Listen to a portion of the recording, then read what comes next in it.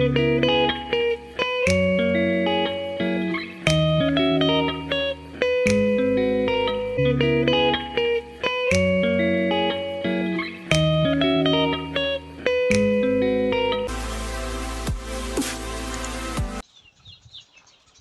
kasuki, update ko lang sa inyo ang mga alagang manok diri mga kasuki. Gani mga kasuki, kining ako ang mga piso sa pagkakaron. Katong mga nangagi nga mga inadlaw, gikuhaan ako sa mga dagko, gibalhinan ako sa pikas. Mauna lang ni karon ang nabilin. Kay wala pa gid ni nako sa pagkakaron gidungagan gani dito sa amoa, daghan ako mga piso dito nga dadunon diri, pero wala sa nako gidungag diri mga kasuki. Kay ako na lang ni silang ipa dagko kay para mabalhin na nako dito sa pikas nga area, sa pangpadagko na lang gid nako. Mauna lang man ni diri mga kasuki, pila na lang ka bilog ning gagmay na wala gyud kaapa sa tubo nila. Dili pa pwede kasagol dito sa pikas kay may gidagpuon na to ang uban. Mabitin na gyud sila panahon sa pagkaon. Ni kaon nila dili na sila ka ilog ug maayo kay may gidagpuon na tong ilang mga kauban plus katupang mga nauna sa ilaha. Gani mga kasuki, gihulat ko na lang ni nga madagko-dagko kay para ipasulod na nako tanan dito, saka na po nako to dadon ang mga sunod nga batch na po ani. Kay ang ako ang unang batch nga isa ka bulan nga napiso, nadala na nako diri tanan.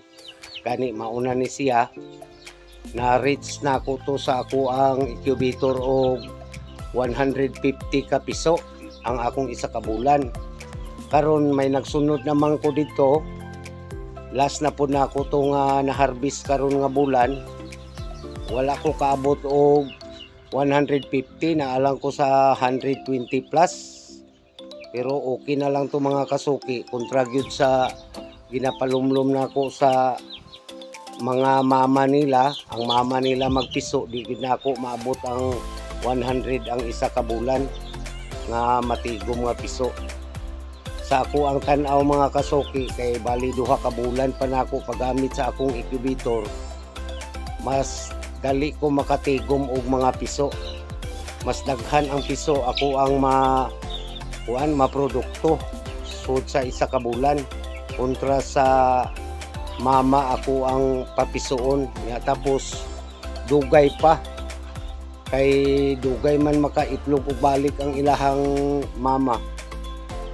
Gani sa pagkakaroon mga kasuki, ang ako ang isa ka bulan dito, ang uban ato prepare na to madala diri. Kanina lang akong ginahulat nga madagko nga masulod diri sa pikas. Kay ang ako diri sa pikas mga kasuki, may gidagpuon na manggod sila, dili na kaayot sila ka ilog ni panahon sa pagpakaon. Mauna ni ang sitwasyon diri pod sa ako ang pangpanagko nga area.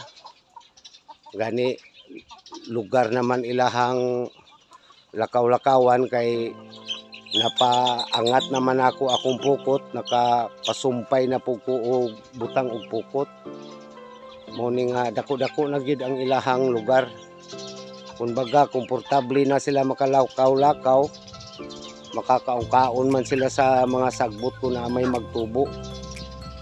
Galing lang sa pagkakaroon diri sa moa, wala na lang po'y ulan, minus na ang tubo sa sagbot. Pero bastante man po sila kay asikaso man ginako sila maayo sa pagkaon nila.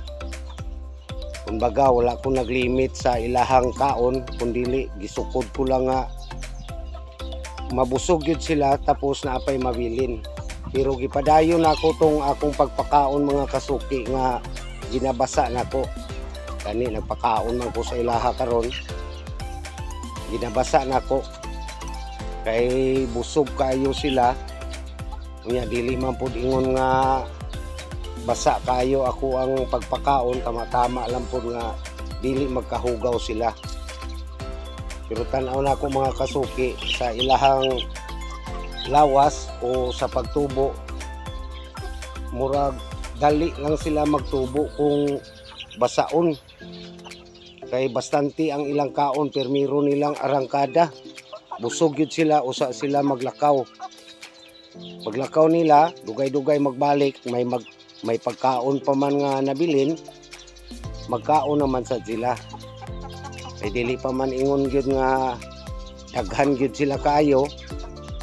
Pero tan-aw lang nako sa ilaha mga kasuki sa inganing sitwasyon nga nagdugang pa ang ako ang bilang, unya gamay pa ang ako ang ma-dispose, murag naapa ko sa tabla, murag wala pa ko'y ginansya nga makita, pero daghan man pod ang mabilin, lalo na kay may additional ko nga gagmay bulan-bulan, dili man mahurot o dispose, pero nagdugang ang bilin sa bilang.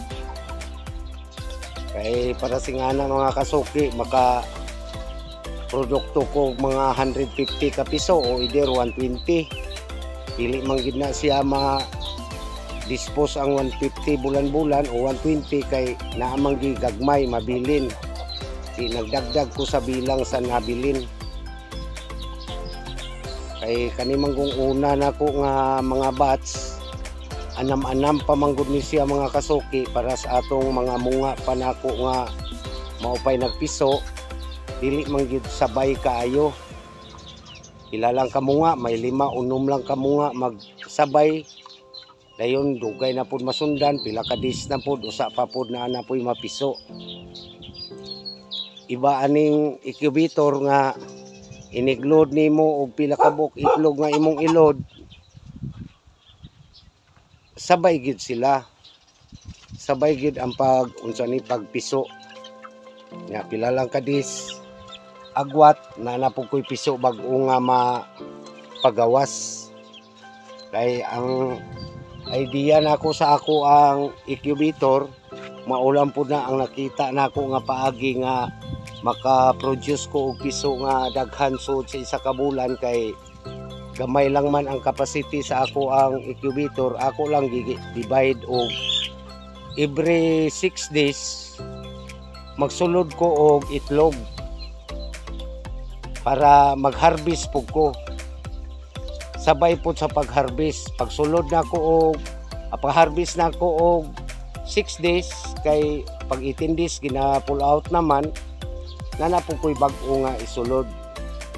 Muna nga every 6 days mag-harvest ko sa ako ang itlog sa incubator, magpasulod na po ko og itlog. Muna nga mag-minimum lang ko og 30 plus taga 6 days na akong pasulod. Muna og kaluyan mga kasuki, daghan man ang mapiso, maka-reach gyud ko og 150 ka piso sud sa isa ka bulan. Pero naagi itlog pod mga kasuki nga minus og similya, dili gid nako maabot para atong pangduha nako ka bulan nga batch. Wala ko kaabot og 150, nara ko sa 120 plus ka piso. Pero tan-aw nako mga kasuki, kay ikumpara nako sa munga, okay na kaayo sa ako bastante na kaayo ko sa piso nga akong nakita sud sa isa ka bulan nga makatigom ko og ingato kadaghan. Lahi ra gyud sa mama nga magpiso nga dugay pa sila kausab og itlog,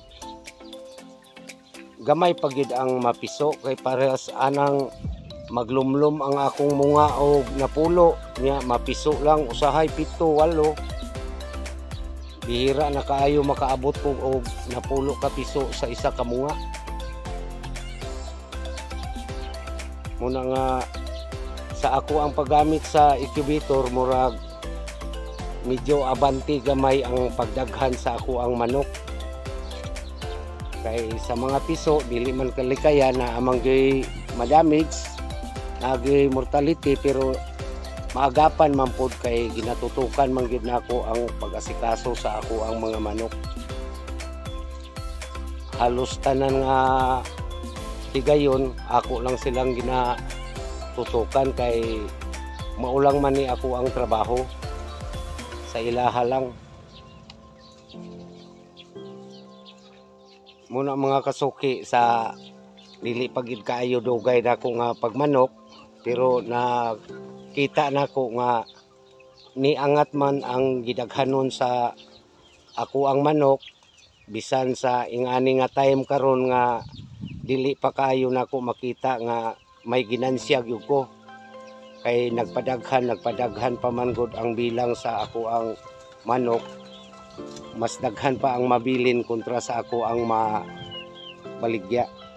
Nga wa po ko'y sarili gud mga kasuki nga financing, kundili ang kita lang po sa ako ang mabaligya, maupod na ako ang ginapakaon sa nahabilin. Mulan po na ang ako ang obserbar sa ako ang pag-alaga sa manok. Gamay lang ang financing, mukita man o gamay, okay na kayo. Kay dili man ingon nga hago pud kaayo ka, kung dili tutukan lang nimo ang ilang sitwasyon. Kung may diferensya, maatiman po dayon og tambal, treatment og antibiotic o vitamins ba ang gikinahanglan sa manok. Mao lang po na ang ako ang bali experience nako sa pag-umpisa nako og manok mga kasuki. Kung ihatag yun sa higayon sa ako ang pag-asikaso sa ako ang mga manok, kay nagpadaghan man gyud ang bilang, basig maabot gyud ang time nga makaginansya na gyud ko, makita na gyud ang ginansya sa ilaha. Kay diri lang gyapon ako ginakuha man ang akong pampinance, kumbaga paruling lang ang kinitaan sa ako ang manok ug ipakaon po sa ilaha. Mga kasuki, daghan kayong salamat sa inyong pagtanaw sa akong vlog. Please like, share, subscribe my channel Tata Lapis, ug mga kasuki paki-support pod sa ako ang Facebook page Tata Lapis. Bye bye, God bless.